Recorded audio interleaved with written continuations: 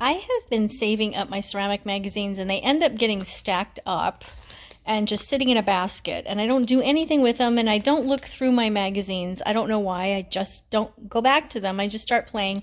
And I thought, wouldn't it be great to pull out the ones I like and the things that I'll need and put them in this lovely binder, like this one right here. Ooh, it's from May and June of 2021, so it's pretty recent. I did have some magazines from like 2002 that a friend gave me. I wasn't doing pottery then.